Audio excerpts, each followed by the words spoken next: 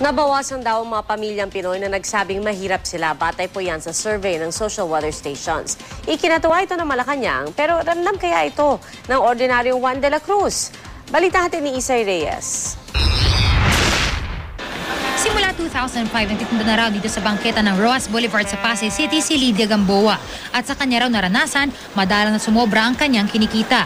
Pero kung ikukumpara raw sa mga nakaraang taon, masasabi niyang medyo nakaluwag sila ng kaunti ngayon. Pagpasok, parang yung pasok ng tag-ulan, medyo pahina ng pahina. Pero kung pagpasok ng October, parang bumabawi rin po. Parang kung baga sa ulan siguro po. Bagyo, parang nakaka-improve din. Oo. Kaysa yung mga nakaraan. Medyo nakaangat ng konti. Nito po. Ngayong taon.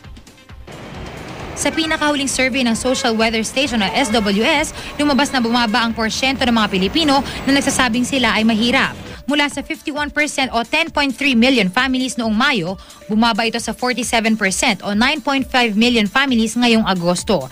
Sa Visayas na itala ang pinakamaraming nagsabi na sila ay mahirap at pinakakaunti naman sa Metro Manila.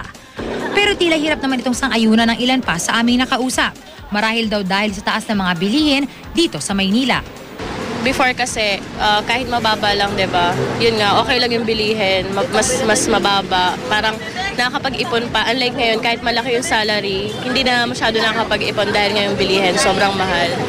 Iba talaga dito kaysa doon sa kinalakihan kong lugar sa probinsya.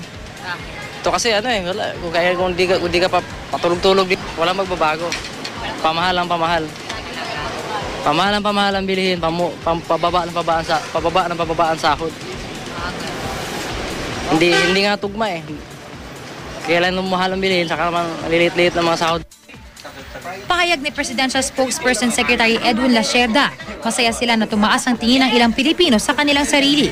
Ano man daw ang resulta ng survey, patuloy pa rin sila sa pagtupad sa kanilang mga pangako.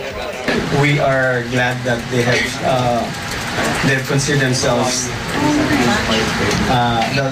self-related poverty has gone down, and we certainly would like to take that as an improvement. One of our promises is poverty alleviation, and we will continue to do that by the various measures, various programs that the government has undertaken. Isay Reyes, GMA News.